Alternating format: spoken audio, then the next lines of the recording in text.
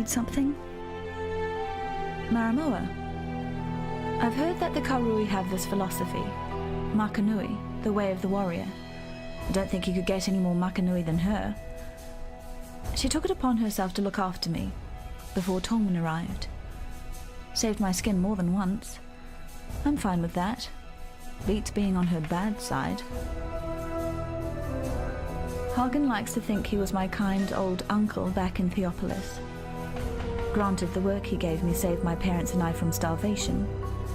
This was after my father lost the family fortune at the card table and we had to give up the manor in the country for a flea box in Theopolis. But he's not half as generous as he makes out. When Hagen gives you something, you can be damned sure that he's getting his pound of flesh in return. Halfway across the world, and yet the tie between Vanilla and I endures. That was Piety's real name back in Theopolis, before her rise to greatness.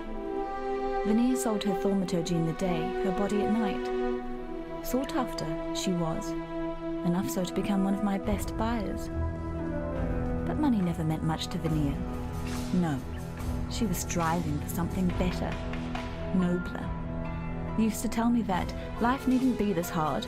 It's time you all realized that. I bet she fed Tolman the same bloody line. The blackguards talked about Piety's precious gems being infected with nightmare. Tolman, what did she do to you?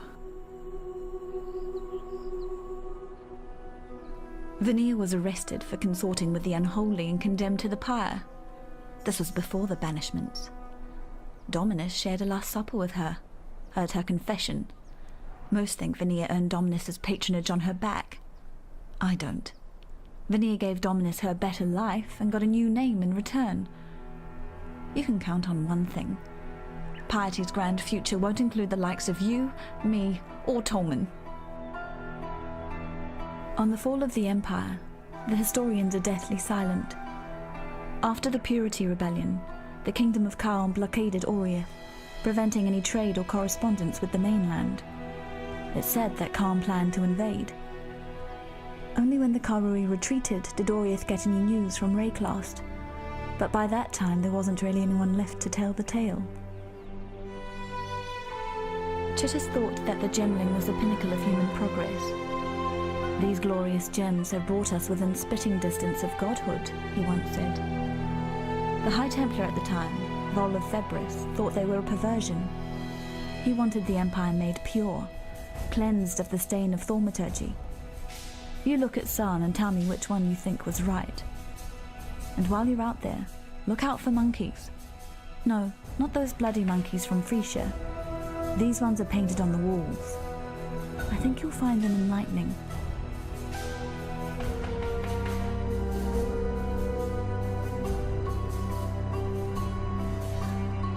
I no longer dream when I sleep. I have a nightmare. The same nightmare over and over. The mirror. It's never my reflection looking back.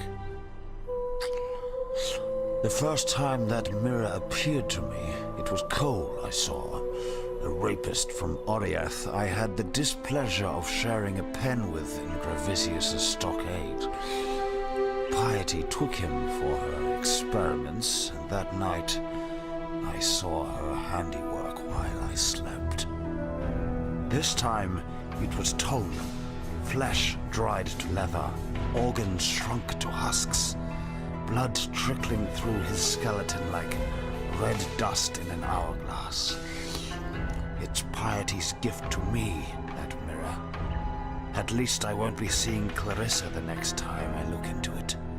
Make sure it's not you I see either. I walked halfway across this forsaken continent because of an ode. Of jewels and eternity, it's called. For twinkled promises of jewels and eternity, the Gemling Queen gave her heart and body to the King of Shades for one more day in the sun. The last day in the sun. That's but a portion of the full epic. The Gemling Queen lived And she's the enigma behind the fall of the Ezomites and the Eternals both. Look to the Solaris Temple to the northeast.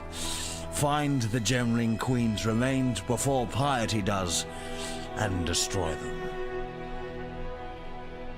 Maramoa's sure of herself, and that kind of surety gets you killed in Sarn. You and all those around you. Hagen's got the right idea. Don't believe in anything that you can't trade or eat. I wouldn't rely on Hagen in a fight, and I wouldn't put too much faith in what he says. But he has one highly useful asset. His obsession with self-preservation. If Hagen deems you of use in keeping his fat self alive, he'll do almost anything for you. Death came to town. The roaring Ezomites wore red. The red of blood. The red of the fray. Death came to town. The crying Ezomites wore black. The black of disease. The black of dismay. Death came to town. The silent Ezomites wore gray. The gray of twilight. The gray of decay. Only the Isles of Scoth were spared. Once a backwater of my proud civilization, now all that remains of the Ezomites. I tried to penetrate the Solaris Temple in the northeast. Almost got myself killed by the bloody ribbons that guard the place. Bizarre, floating tapestries they are. Creatures of cloth and thaumaturgy. Fortunately, a few legionnaires got in the way. While the ribbons eviscerated them, I ran straight into Gravisius. He dragged me over the bridge to the Lunaris Temple in the west and put me in Piety's tender care. Didn't say a single word to me the whole time. I was nothing but a spoil of war to him.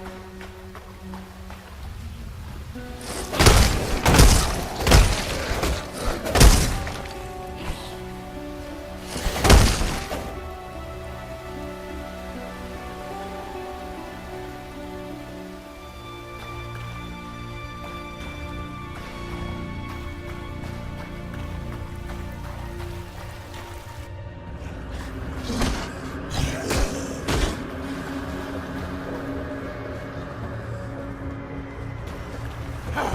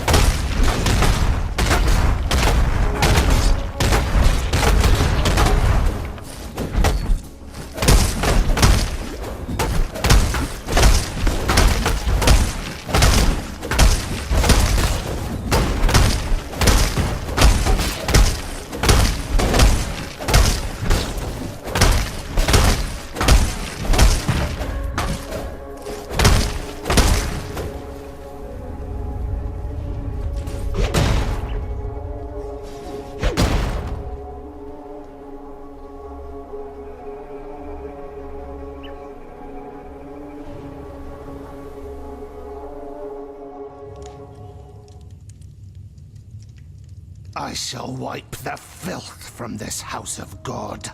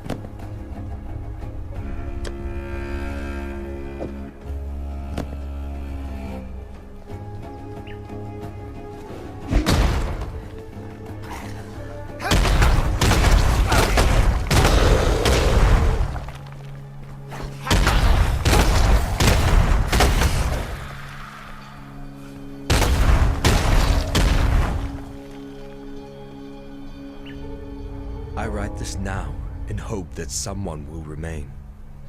Someone may remember. The sun is an orb of blood. Twisted twilight shrouds my eyes. The air reeks of anguish. San has plunged into nightmare. The man who served me coffee now writhes on the floor. He rants of visions he alone can see, as writhing red tentacles grow from his face, as if his eyes had been seeds waiting to sprout. He is quiet now, my waiter. No more cackling and screaming. Dead. Of my fellow patrons, only 2 live. The others have fallen. Their blood is everywhere. The survivors, Gemlings both, their skin shrivels and grays to the hue of necrosis. Their gems flare with unholy luster, their eyes black as hatred. A Gemling ghoul, it twisted off a corpse's head, gnaws at skull-like dog. My head now, visions clawing at me. Thinking burns. I see horror. Envy the mute corpses at my feet. Words flay me, flee me. All is madness.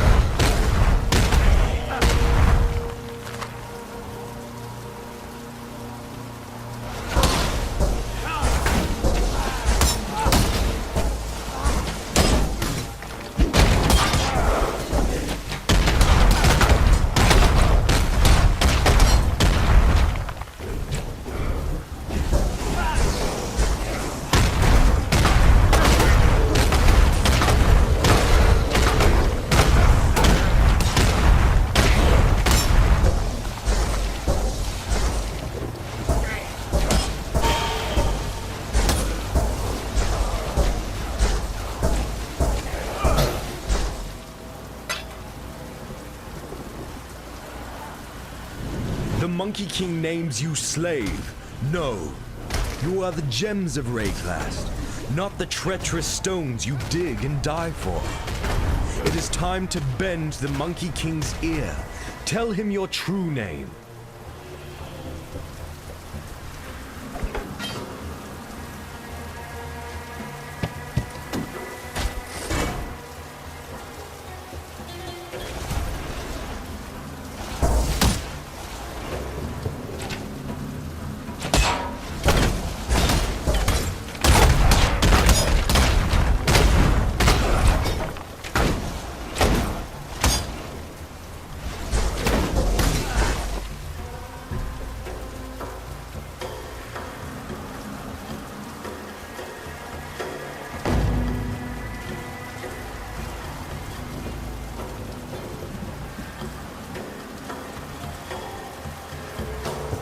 There's a familiar face. Before you say anything, yes, I did try to kill you. Inexcusable. I allowed pragmatism to overcome honor in a moment of desperation. Please accept my deepest apologies. And what do you say? Can the two of us make a fresh start? Marvelous! Now, as you've clearly noticed, the Allflame has given me another respite from oblivion. Alas, it's a partial success only. I am neither man nor spirit, living nor dead. A state that comes with some rather frustrating restrictions. I know we've only just been reacquainted, but to put no finer point on it, I need your help.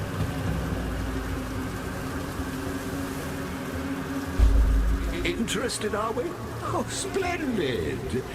In return, I have a gift or two that I may bestow upon you with a click of my translucent fingers. All you need do is furnish me with a crystal decanter and a juicy piece of fruit. Two humble items that remain agonizingly out of reach for a man in my peculiar situation. Will you look at that? The decanter spiritus. As exquisite today as when I found it all those years ago. You may fault the man, but you can't fault his craftsmanship.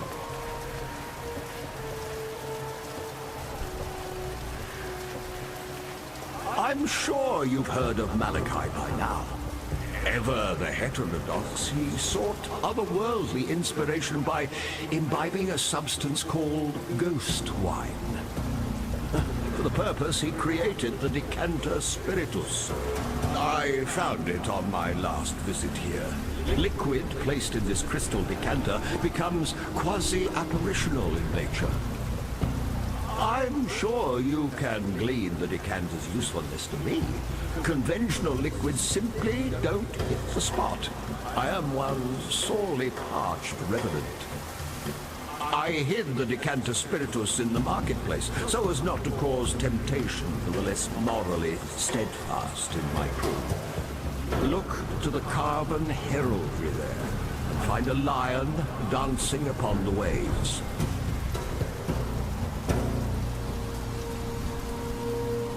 Emperor Chittus was stabbed in the posterior by his own Lord Mayor on the eve of the Purity Rebellion.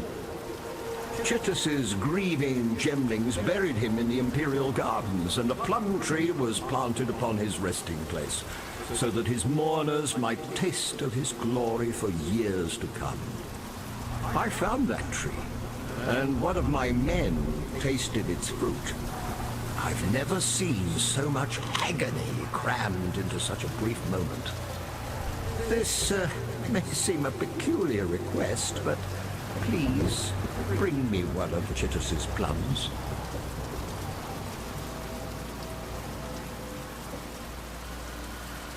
This current form comes with rather frustrating restrictions. It's a small improvement on my last incarnation, but I'm a man who used to poke his sticky beak into the furthest corners of the world. Now I can barely cross the road. It was no mean feat getting here from Siren's Cove, I can tell you. So here's the truth of it. I intend to sup upon mine own death. Oh, fear not. The All-Flame will resurrect me and, with luck, will restore my full freedom. But for that to happen, I must die. And in such a manner as to excite the All-Flame to utmost ferocity. I am convinced that only the fruit of Chittus can provide a demise of sufficient tragedy. Life is full of painful choices, is it not?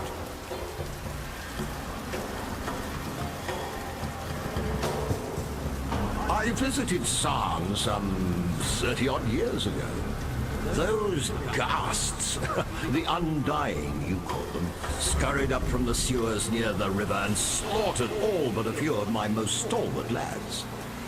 Oh, they're a foul parody of humanity, those Undying. Nothing in common with a fine, upstanding revenant like myself.